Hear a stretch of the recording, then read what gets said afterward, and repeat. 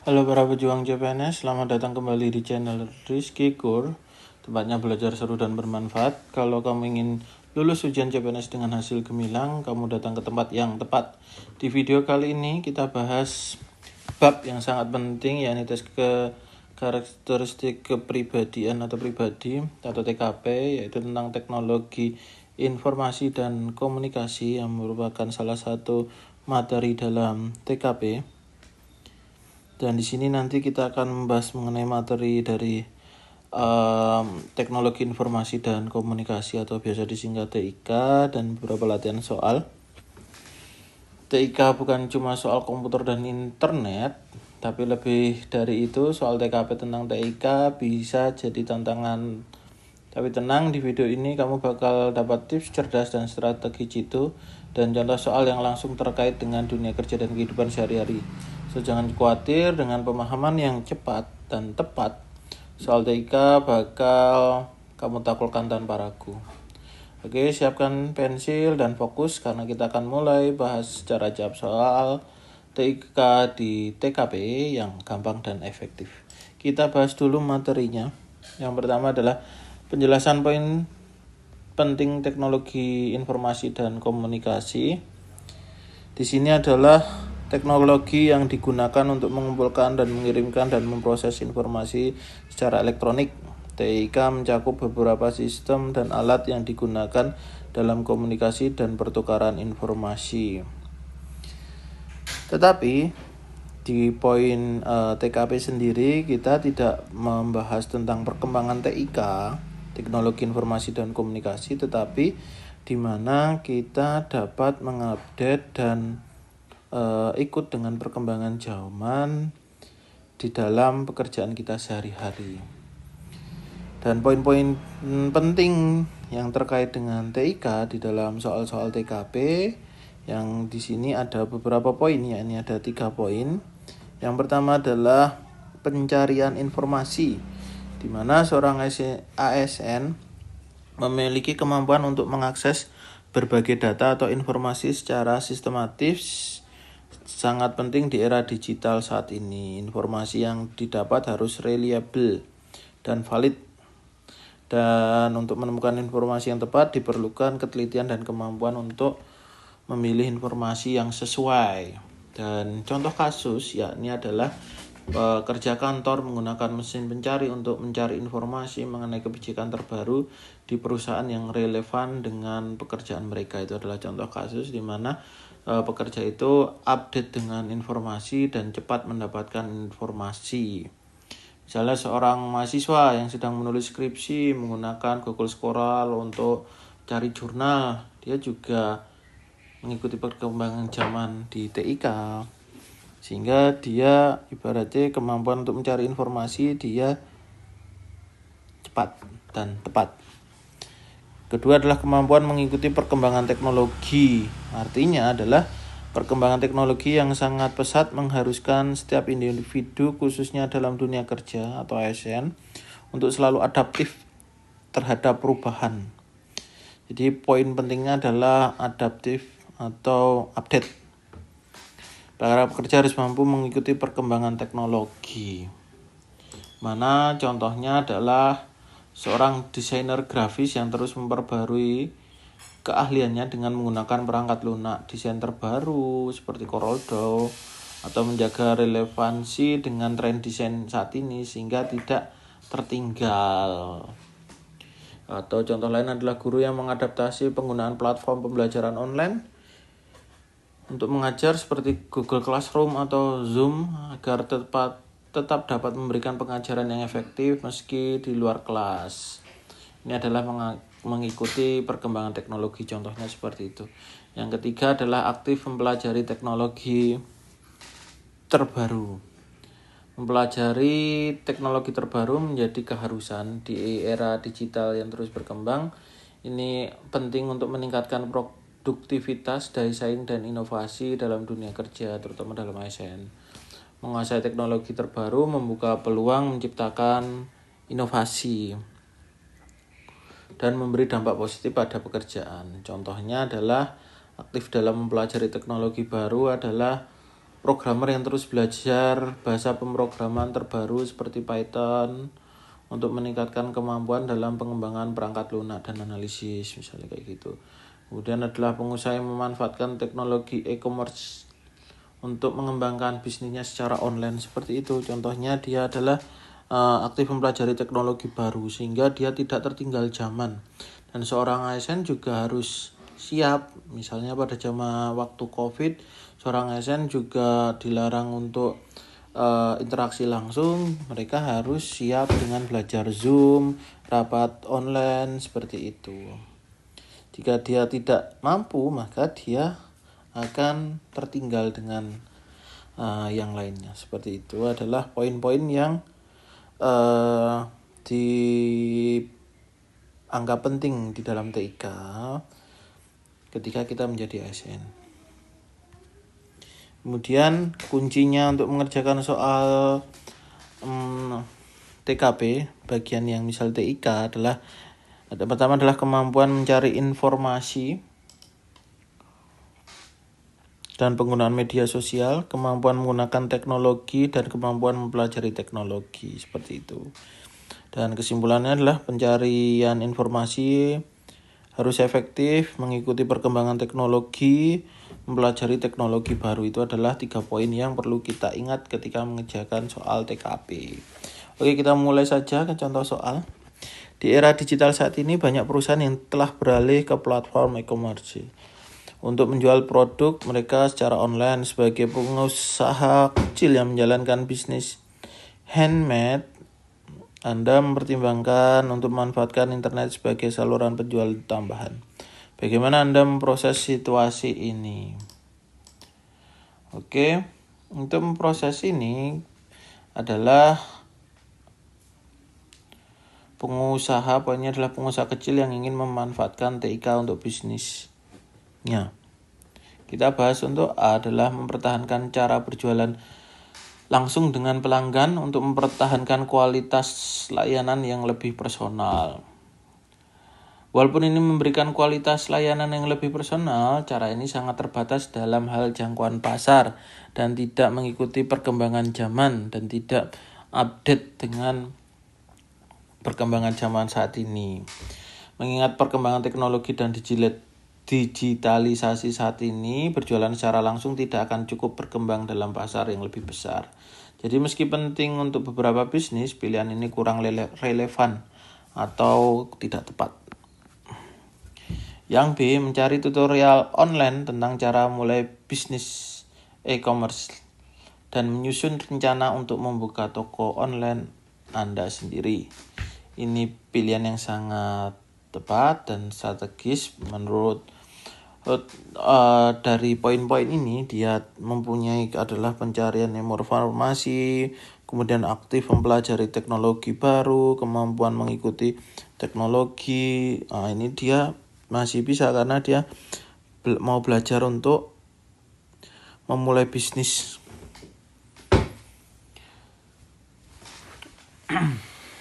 Dan menguasai langkah tersebut penting agar pengusaha bisa berkembang dan menyesuaikan diri dengan tren digital. Memahami cara memulai dan mengelola toko online adalah solusi jangka panjang dan efektif dan efisien. Kita simpan dulu jawaban B. Kita lihat jawaban C. Jawaban C, berinovasi dalam mengembangkan situs web pribadi sebagai alternatif untuk menjual produk handmade secara online. Memiliki situs web pribadi bisa menjadi langkah yang baik, namun akan membutuhkan investasi waktu dan sumber daya yang tidak sedikit, terutama jika pengusaha masih pemula. Di sini ada kata pengusaha kecil. Kita tahu pengusaha kecil masih terbatas dengan kemampuan dan berarti finansialnya. Jadi ini aslinya C bagus tapi tidak sesuai dengan keadaan. C tidak. Dan platform e-commerce yang sudah ada lebih praktis, mulai menjual produk secara online dan biaya yang lebih murah. Jadi C kurang tepat. Dan D, mencari partner yang kompetensi di bidang e-commerce untuk membantu Anda memahami seluk-beluk menjalankan bisnis online. Menyewa atau bekerja sama dengan partner yang kompeten bisa bermanfaat, tetapi ini dapat menjadi pilihan yang lebih mahal dan mungkin tidak diperlukan pada awalnya karena dia dikatakan adalah masih pengusaha kecil. Dan terlebih dahulu memutuskan untuk mengajak pihak lain bekerja sama tidak diperlukan untuk di awal karena masih membutuhkan banyak biaya. Ini juga kurang tepat. Kemudian yang E, kita lihat menggunakan platform media sosial sesekali untuk mempromosikan produk handmade Anda secara online. Ini jelas juga tidak tepat karena hanya sesekali karena perkembangan terus berkembang, perkembangan zaman. Media sosial adalah alat yang sangat efektif untuk promosi, namun jika hanya digunakan sesekali, hasilnya tidak bisa atau hasilnya terbatas. Untuk strategi yang lebih terstruktur, penggunaan e-commerce sebagai saluran utama untuk penjualan sangat disarankan. Jadi ini karena kata sesekali. Jadi jawabannya adalah B. Sesungguhnya dalam mengerjakan soal TKP ini, kita bisa scanning saja dari pilihan itu mana yang ada kalimat atau pernyataan yang menurut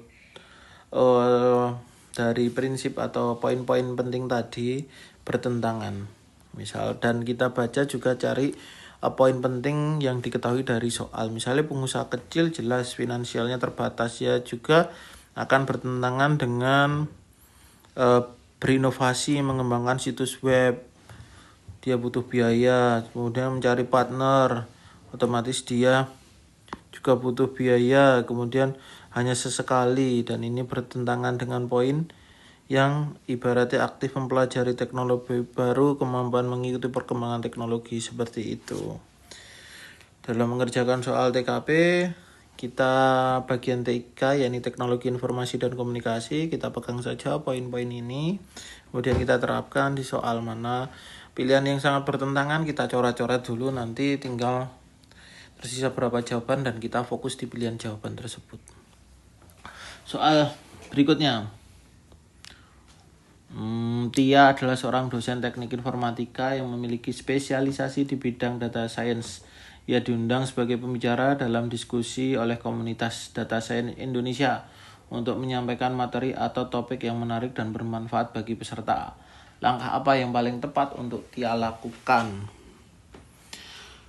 Oke, kita lihat menyusun materi atau topik yang sesuai dengan latar belakang, minat, dan tujuan dari peserta diskusi dan sharing session tersebut. Menyusun materi yang relevan dengan latar belakang minat peserta adalah penting agar peserta menjadi lebih terhubung dengan materi yang disampaikan.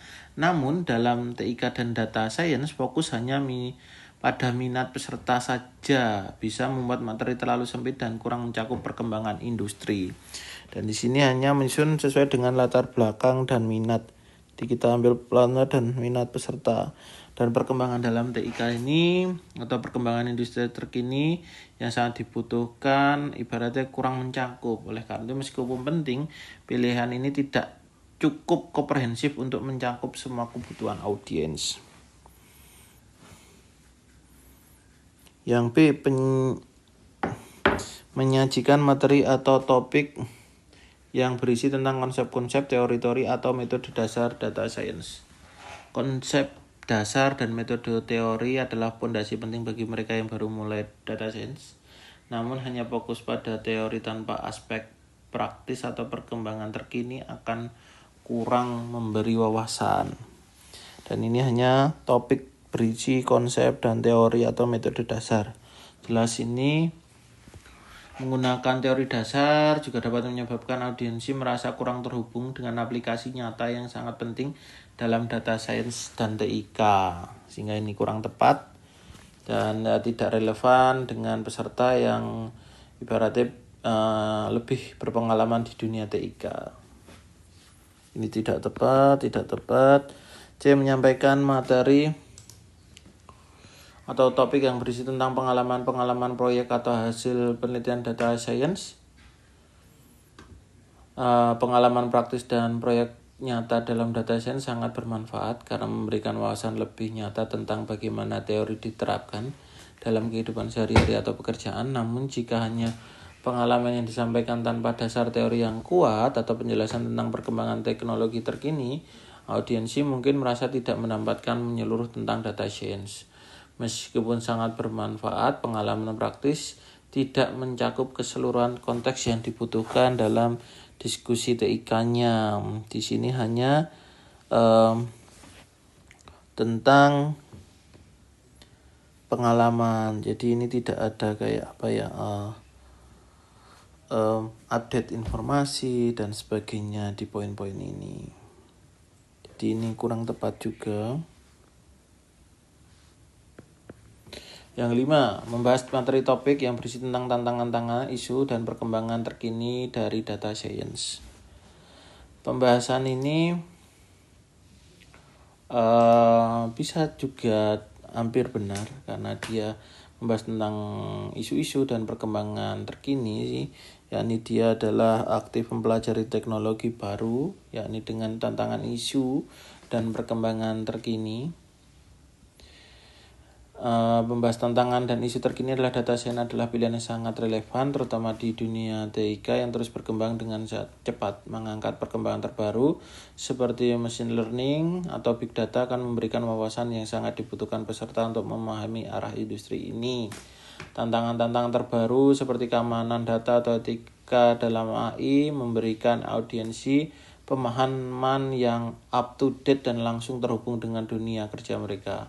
Oleh karena itu pilihan ini menjadi kita simpan pilihannya yang ini tadi.